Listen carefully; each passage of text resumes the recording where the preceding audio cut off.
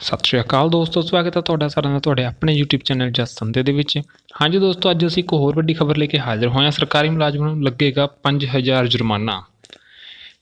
ਪੰਜਾਬ ਸਰਕਾਰ ਨੇ ਜਾਰੀ ਕੀਤਾ ਸਖਤ ਫਰਮਾਨ। ਪੂਰੀ ਖਬਰ ਜਾਣਨ ਦੇ ਲਈ ਸਾਡੇ ਨਾਲ ਬਣੇ ਰਹੋ ਅੰਤ ਤੱਕ। ਅਗਰ ਤੁਸੀਂ ਚੈਨਲ ਦੇ ਉੱਪਰ ਨਵੇਂ ਆਏ ਹੋ ਤਾਂ ਚੈਨਲ ਨੂੰ ਸਬਸਕ੍ਰਾਈਬ ਕਰ ਲਓ, ਵੀਡੀਓ ਨੂੰ ਲਾਈਕ ਤੇ ਸ਼ੇਅਰ ਕਰ ਦਿਓ ਤਾਂ ਕਿ ਹੋਰ ਲੋਕਾਂ ਤੱਕ ਵੀ ਇਹ ਖਬਰ ਪਹੁੰਚ ਸਕੇ। ਤੇ ਚਲੋ ਹੁਣ ਆਪਾਂ ਵੀਡੀਓ ਸਟਾਰਟ ਕਰਦੇ ਹਾਂ। ਪੰਜਾਬ ਪਾਰਦਰਸ਼ਤਾ ਅਤੇ ਜਵਾਬਦੇਹੀ ਕਮਿਸ਼ਨ ਦੇ ਮੁੱਖ ਕਮਿਸ਼ਨਰ VK ਜੰਜੂਆ ਵੱਲੋਂ ਪੰਜਾਬ ਦੇ ਸਾਰੇ ਵਧੀਕ ਡਿਪਟੀ ਕਮਿਸ਼ਨਰਾਂ ADCs ਨਾਲ ਪੰਜਾਬ ਪਾਰਦਰਸ਼ਤਾ ਅਤੇ ਜਵਾਬਦੇਹੀ ਐਕਟ ਅਧੀਨ ਸਮੇਂ ਸਿਰ ਸੇਵਾਵਾਂ ਮੁਹੱਈਆ ਕਰਵਾਉਣ ਸੰਬੰਧੀ ਵਿਚਾਰ ਵਟਾਂਦਰਾ ਕਰਨ ਵਾਸਤੇ ਇੱਕ ਮਹੱਤਵਪੂਰਨ ਮੀਟਿੰਗ ਕੀਤੀ ਗਈ। ਇਸ ਮੀਟਿੰਗ ਵਿੱਚ PVT RAC ਦੇ ਸਕੱਤਰ ਡਾਕਟਰ ਨੈਮ ਜੱਸਲ ਵੀ ਮੌਜੂਦ ਸਨ। ਜੰਜੂਆ ਨੇ ਐਕਟ ਅਧੀਨ ਅਪੀਲੀ ਅਥਾਰਟੀਆਂ ਵਜੋਂ ਵਧੀਕ ਡਿਪਟੀ ਕਮਿਸ਼ਨਰ ਦੀ ਮਹੱਤਵਪੂਰਨ ਭੂਮਿਕਾ ਨੂੰ ਉਜਾਗਰ ਪਾਇਆ। ਉਹਨਾਂ ਦੱਸਿਆ ਕਿ ਨਾਗਰਿਕਾਂ ਨੂੰ ਵਧੀਕ ਡਿਪਟੀ ਕਮਿਸ਼ਨਰ ਕੋਲ ਅਪੀਲ ਦਾਇਰ ਕਰਨ ਦਾ ਪੂਰਾ ਅਧਿਕਾਰ ਹੈ। ਜੋ ਕਿਸੇ ਵੀ ਨਾਮਜ਼ਦ ਅਧਿਕਾਰੀ ਜੋ ਸੇਵਾਵਾਂ ਵਿੱਚ ਦੇਰੀ ਕਰਦਾ ਜਾਂ ਇਨਕਾਰ ਕਰਦਾ ਪਾਇਆ ਜਾਂਦਾ ਵਿਰੁੱਧ ਖੁਦ ਨੋਟਿਸ ਵੀ ਲੈ ਸਕਦੇ ਹਨ। ਉਹਨਾਂ ਅੱਗੇ ਜ਼ੋਰ ਦਿੱਤਾ ਕਿ ਵਧੀਕ ਡਿਪਟੀ ਕਮਿਸ਼ਨਰ ਕੋਲ ਜਨਤਾ ਨੂੰ ਸੇਵਾਵਾਂ ਵਿੱਚ ਦੇਰੀ ਕਰਨ ਲਈ ਜ਼ਿੰਮੇਵਾਰ ਅਧਿਕਾਰੀਆਂ 'ਤੇ 5000 ਰੁਪਏ ਤੱਕ ਦਾ ਜੁਰਮਾਨਾ ਲਗਾਉਣ ਦਾ ਅਧਿਕਾਰ ਵੀ ਹੈ। ਇਸ ਮੀਟਿੰਗ ਦੌਰਾਨ ਇੱਕ ਪਾਵਰਪੁਆਇੰਟ ਪੇਸ਼ਕਾਰੀ ਸਾਂਝੀ ਕੀਤੀ ਗਈ, ਜਿਸ ਵਿੱਚ ਦੱਸਿਆ ਗਿਆ ਕਿ ਕਿਵੇਂ ਵਧੀਕ ਡਿਪਟੀ ਕਮਿਸ਼ਨਰ ਜ਼ਿਲ੍ਹਾ ਪੱਧਰ 'ਤੇ ਸਰਕਾਰੀ ਸੇਵਾਵਾਂ ਨੂੰ ਸੁਚਾਰੂ ਪਹੁੰਚ ਨੂੰ ਯਕੀਨੀ ਬਣਾਉਣ ਵਿੱਚ ਮਹੱਤਵਪੂਰਨ ਭੂਮਿਕਾ ਨਿਭਾਉਂਦੇ ਹਨ। ਜੰਜੂਆ ਨੇ ਸਾਰੇ ਵਧੀਕ ਡਿਪਟੀ ਕਮਿਸ਼ਨਰਾਂ ਨੂੰ ਆਪੋ ਆਪਣੇ ਜ਼ਿਲ੍ਹਿਆਂ ਵਿੱਚ ਸਾਰੀਆਂ ਨੋਟੀਫਾਈਡ ਸੇਵਾਵਾਂ ਦੇ ਲੰਬਿਤ ਮਾਮਲਿਆਂ ਬਾਰੇ ਕਮਿਸ਼ਨ ਨੂੰ ਮਹੀਨਾਵਾਰ ਰਿਪੋਰਟਾਂ ਦੇਣ ਦੇ ਨਿਰਦੇਸ਼ ਦਿੱਤੇ। ਇਸ ਤੋਂ ਇਲਾਵਾ ਵਧੀਕ ਡਿਪਟੀ ਕਮਿਸ਼ਨਰ ਨੂੰ ਉਨ੍ਹਾਂ ਦੇ ਦਫ਼ਤਰ ਵੱਲੋਂ ਸੇਵਾਵਾਂ ਮੁਹੱਈਆ ਕਰਵਾਉਣ ਸੰਬੰਧੀ ਸਮਾਂ ਸੀਮਾਵਾਂ ਦੀ ਪਾਲਣਾ ਕਰਨ ਵਿੱਚ ਅਸਫਲ ਰਹਿਣ ਵਾਲੇ ਅਧਿਕਾਰੀਆਂ ਵਿਰੁੱਧ ਕੀਤੀ ਗਈ ਕਾਰਵਾਈ ਦਾ ਵੇਰਵਾ ਦੇਣ ਲਈ ਮਹੀਨਾਵਾਰ ਰਿਪੋਰਟਾਂ ਦੇਣ ਲਈ ਵੀ ਕਿਹਾ। ਨਾਗਰਿਕਾਂ ਨੂੰ ਵੱਡੇ ਪੱਧਰ 'ਤੇ ਜਾਗਰੂਕ ਕਰਨਾ ਯਕੀਨੀ ਬਣਾਉਣ ਲਈ ਜੰਜੂਆ ਨੇ ਵਧੀਕ ਡਿਪਟੀ ਕਮਿਸ਼ਨਰ ਨੂੰ ਸਾਰੇ ਸੇਵਾ ਕੇਂਦਰਾਂ 'ਤੇ ਬੋਰਡ ਲਗਾਉਣ ਦੇ ਨਿਰਦੇਸ਼ ਵੀ ਦਿੱਤੇ, ਜਿਸ ਵਿੱਚ ਸਾਰੀਆਂ ਨੋਟੀਫਾਈਡ ਸੇਵਾਵਾਂ ਦੀ ਸੂਚੀ ਉਪਲਬਧ ਕਰਵਾਉਣ ਦੇ ਨਾਲ-ਨਾਲ ਹਰੇਕ ਸੇਵਾ ਲਈ ਨਾਮਜ਼ਦ ਮੁਲਾਜ਼ਮਾਂ ਅਤੇ ਅਪੀਲੀ ਅਧਿਕਾਰੀਆਂ ਦੇ ਵੇਰਵਿਆਂ ਦੀ ਜਾਣਕਾਰੀ ਦਿੱਤੀ ਗਈ ਹੋਵੇ। ਇਸ ਵਿਆਪਕ ਪਹੁੰਚ ਦਾ ਉਦੇਸ਼ ਪੰਜਾਬ ਭਰ ਵਿੱਚ ਸੁਚਾਰੂ ਢੰਗ ਨਾਲ ਜਨਤਕ ਸੇਵਾਵਾਂ ਮੁਹੱਈਆ ਕਰਵਾਉਣ ਲਈ ਪਾਰਦਰਸ਼ਤਾ ਅਤੇ ਜਵਾਬਦੇਹੀ ਨੂੰ ਵਧਾਉਣਾ ਹੈ, ਜੋ ਕਿ ਪ੍ਰਭਾਵਸ਼ਾਲੀ ਪ੍ਰਸ਼ਾਸਨ ਪ੍ਰਤੀ ਸਰਕਾਰ ਦੀ ਵਚਨਬੱਧਤਾ ਨੂੰ ਹੋਰ ਮਜ਼ਬੂਤ ਕਰਦਾ ਹੋਵੇ। ਤਾਂ ਇਹ ਸੀ ਅੱਜ ਦੀ ਵੱਡੀ ਅਪਡੇਟ। ਹੋਰ ਅਪਡੇਟਸ ਦੇ ਜਾਣਨ ਦੇ ਲਈ ਸਾਡੇ ਨਾਲ ਬਣੇ ਰਹੋ। ਧੰਨਵਾਦ। हेलो दोस्तों, स्वागत है आप सबका आपके अपने YouTube चैनल में। जी हाँ दोस्तों, आज हम सरकारी कर्मचारियों और पेंशनरों के लिए एक और बड़ी खुशखबरी लेकर हाजिर हुए हैं। जैसे कि सबको पता है कि कुछ समय पहले 8वें पे कमीशन की खबर आई थी, उसके बाद 34,402 करोड़ रुपए 18 महीने का दा कर्मचारी और पेंशनरों के खाते में आएगा। पूरी खबर को जानने के लिए वीडियो को अंत तक जरूर देखें। अगर आप इस चैनल पर नए आए हैं तो चैनल को सब्सक्राइब कर ले, वीडियो को लाइक और शेयर कर दे ताकि और लोगों तक भी यह खबर पहुंच सके। तो चलिए अब वीडियो स्टार्ट करते हैं। खुशखबरी। केंद्रीय कर्मचारियों और पेंशन भोगियों के लिए बड़ी राहत की खबर है। सरकार ने 8वें वेतन आयोग के गठन को मंजूरी दे दी है, जिससे लगभग 1,15,00,000 कर्मचारियों और पेंशन भोगियों को फायदा होगा। इसके साथ ही सरकार ने 18 महीने के दा एरियर के रूप में 34,402 करोड़ रुपए देने का फैसला किया है। यह राशि कर्मचारियों के खाते में किश्तों में जमा की जाएगी। 8वां वेतन आयोग 1 जनवरी 2026 से लागू होने की संभावना है। इससे कर्मचारियों की बेसिक सैलरी, भत्ते और पेंशन में काफी बढ़ोतरी होने की उम्मीद है। साथ ही द एरियर की घोषणा से कर्मचारियों को अतिरिक्त आर्थिक लाभ मिलेगा। आइए इस महत्वपूर्ण घोषणा के बारे में विस्तार से जानें। 8वां वेतन आयोग 8th पे कमीशन एक नजर में। विवरण जानकारी। लागू होने की तिथि 1 जनवरी 2026। लाभार्थी लगभग 1,15,00,000 केंद्रीय कर्मचारी और पेंशन भोगी। अनुमानित वेतन वृद्धि 25 से 35%। न्यूनतम बेसिक सैलरी 18,000 से बढ़कर 34,560 रुपए अनुमानित। फिटमेंट फैक्टर 2.57 से बढ़कर 2.86 अनुमानित। द एरियर राशि 34,402 करोड़ रुपए। द एरियर अवधि 18 महीने। ऑल्सो रीड 8th पे कमीशन न्यू अपडेट। 8th पे कमीशन की मंजूरी। सरकारी कर्मचारियों को मिलेगा वेतन में बड़ा इंक्रीमेंट। 8वें वेतन आयोग की प्रमुख विशेषताएं। वेतन वृद्धि 8वें वेतन आयोग के तहत केंद्रीय कर्मचारियों के वेतन में 25 से 35% तक की बढ़ोतरी हो सकती है। न्यूनतम बेसिक सैलरी वर्तमान में 18,000 रुपए की न्यूनतम बेसिक सैलरी बढ़कर 34,560 रुपए तक हो सकती है। फिटमेंट फैक्टर 7वें वेतन आयोग में 2.57 का फिटमेंट फैक्टर था, जो 8वें वेतन आयोग में बढ़कर 2.86 हो सकता है। पेंशन लाभ पेंशन भोगियों के लिए रिटायरमेंट लाभ 30% तक बढ़ सकता है। भत्तों में वृद्धि डा एचआरए और टा जैसे भत्तों में भी बढ़ोतरी की जा सकती है। द एरियर 34,402 करोड़ रुपए का बड़ा पैकेज। केंद्र सरकार ने 18 महीने के द एरियर के रूप में 34,402 करोड़ रुपए देने का फैसला किया है। 4 यह राशि केंद्रीय कर्मचारियों और पेंशन भोगियों के खाते में किश्तों में जमा की जाएगी। इस फैसले से लगभग 1,15,00,000 लोगों को लाभ मिलेगा। द एरियर के प्रमुख बिंदु कुल राशि 34,402 करोड़ रुपए। अवधि 18 महीने। भुगतान का तरीका किश्तों में। लाभार्थी केंद्रीय कर्मचारी और पेंशन भोगी। वेतन वृद्धि का अनुमानित प्रभाव 8वें वेतन आयोग के लागू होने के बाद कर्मचारियों की सैलरी में काफी बदलाव देखने को मिल सकता है। आइए एक उदाहरण के माध्यम से समझें। वर्तमान न्यूनतम बेसिक सैलरी 18,000 रुपए। अनुमानित नई न्यूनतम बेसिक सैलरी 34,560 रुपए। वृद्धि प्रतिशत लगभग 92%। इस प्रकार एक कर्मचारी जिसकी वर्तमान बेसिक सैलरी 18,000 रुपए है, उसकी नई बेसिक सैलरी 34,560 रुपए हो सकती है। इसके अलावा भत्तों में भी वृद्धि होगी, जिससे कुल वेतन में और अधिक बढ़ोतरी होगी। पेंशन भोगियों के लिए लाभ 8वें वेतन आयोग से पेंशन भोगियों को भी बड़ा फायदा होने की उम्मीद है। वर्तमान में न्यूनतम पेंशन 9,000 रुपए मासिक है, जो बढ़कर 25,740 रुपए मासिक तक हो सकती है। यह लगभग 186% की वृद्धि होगी। पेंशन वृद्धि का उदाहरण वर्तमान न्यूनतम पेंशन 9,000 रुपए मासिक। अनुमानित नई न्यूनतम पेंशन 25,740 रुपए मासिक। वृद्धि प्रतिशत लगभग 186%। उच्च पदों से सेवानिवृत्त कर्मचारियों की अधिकतम पेंशन 3,57,500 रुपए मासिक तक पहुंच सकती है। महंगाई भत्ता डा और महंगाई राहत डीआर 8वें वेतन आयोग के लागू होने के बाद महंगाई भत्ते डा और महंगाई राहत डीआर की गणना में बदलाव हो सकता है। वर्तमान स्थिति डा डीआर वर्तमान में बेसिक सैलरी पेंशन का 53% है। यह दर साल में 2 बार संशोधित की जाती है, 1 जनवरी और 1 जुलाई। संभावित परिवर्तन 8वें वेतन आयोग के लागू होने पर मौजूदा द डीआर को बेसिक सैलरी पेंशन में मर्ज किया जा सकता है।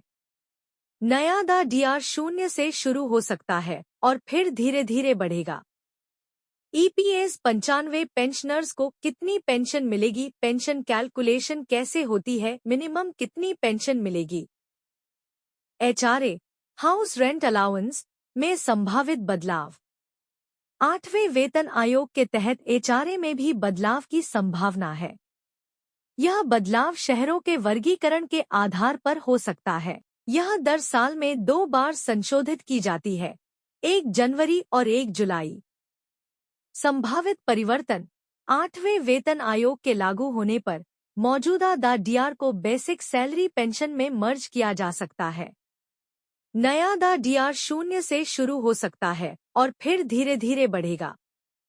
ईपीएस 95 पेंशनर्स को कितनी पेंशन मिलेगी? पेंशन कैलकुलेशन कैसे होती है? मिनिमम कितनी पेंशन मिलेगी? एचआरए हाउस रेंट अलाउंस में संभावित बदलाव। 8वें वेतन आयोग के तहत एचआरए में भी बदलाव की संभावना है। यह बदलाव शहरों के वर्गीकरण के आधार पर हो सकता है। अनुमानित एचआरए दरें। टाइप एक्स शहर मूल वेतन का 30%। टाइप वाई शहर मूल वेतन का 20%। टाइप जेड शहर मूल वेतन का 10%। उदाहरण, यदि किसी कर्मचारी का मूल वेतन 35,000 रुपये है, तो उसका एचआरए निम्नानुसार हो सकता है। टाइप एक्स शहर में 10,500 रुपये। टाइप वाई शहर में 7,000 रुपये। टाइप जेड शहर में 3,500 रुपये। फिटमेंट फैक्टर का महत्व। फिटमेंट फैक्टर वेतन आयोग का एक महत्वपूर्ण हिस्सा है। यह एक गुणक है जिसका उपयोग संशोधित वेतन की गणना करने के लिए किया जाता है। फिटमेंट फैक्टर का प्रभाव। 7वें वेतन आयोग में फिटमेंट फैक्टर 2.57 था। 8वें वेतन आयोग में यह बढ़कर 2.86 हो सकता है। इससे न्यूनतम वेतन 18,000 रुपये से बढ़कर 51,000 रुपये से अधिक हो सकता है। 8वें वेतन आयोग का समय सारणी। 8वें वेतन आयोग के गठन और कार्यान्वयन की संभावित समय सारणी इस प्रकार हो सकती है। 2025 आयोग का गठन और कार्य प्रारंभ। 2025 से 2026 आयोग द्वारा अध्ययन और सिफारिशें तैयार करना। 1 जनवरी 2026 सिफारिशों का कार्यान्वयन। रेलवे मंत्री अश्विनी वैष्णव ने कहा है कि 7वें वेतन आयोग का कार्यकाल 2026 में समाप्त हो रहा है, इसलिए 2025 में इस प्रक्रिया को शुरू करना उचित होगा। 8वें वेतन आयोग का प्रभाव। 8वें वेतन आयोग का प्रभाव न केवल केंद्रीय कर्मचारियों और पेंशन भोगियों पर पड़ेगा, बल्कि इसका असर देश की अर्थव्यवस्था पर भी देखने को मिलेगा। सकारात्मक प्रभाव। कर्मचारियों की क्रय शक्ति में वृद्धि, अर्थव्यवस्था में मांग बढ़ने की संभावना। सरकारी क्षेत्र में नौकरियों की आकर्षकता में वृद्धि। चुनौतियां। सरकार पर वित्तीय बोझ में वृद्धि, मुद्रास्फीति पर संभावित प्रभाव। निजी क्षेत्र के साथ वेतन असमानता में वृद्धि की संभावना। निष्कर्ष। 8वां वेतन आयोग और एरियर की घोषणा केंद्रीय कर्मचारियों और पेंशन भोगियों के लिए एक बड़ी राहत है। इससे उनकी आर्थिक स्थिति में सुधार होने की उम्मीद है। हालांकि इसके कार्यान्वयन और प्रभाव को लेकर कई चुनौतियां भी हैं। सरकार को इन चुनौतियों का सामना करते हुए एक संतुलित दृष्टिकोण अपनाना होगा। यह लेख सार्वजनिक रूप से उपलब्ध जानकारी और मीडिया रिपोर्ट्स के आधार पर तैयार किया गया है। 8वें वेतन आयोग और एरियर से संबंधित अंतिम निर्णय और विवरण सरकार द्वारा आधिकारिक रूप से घोषित किए जाने हैं। कृपया ध्यान दें कि यहाँ दी गई कुछ जानकारियाँ अनुमानित हो सकती हैं और वास्तविक निर्णय इनसे भिन्न हो सकते हैं। किसी भी आधिकारिक जानकारी के लिए सरकारी वेबसाइटों या प्रेस विज्ञप्तियों का संदर्भ लें। अधिक जानकारी के लिए हमारे साथ बने रहें। धन्यवाद।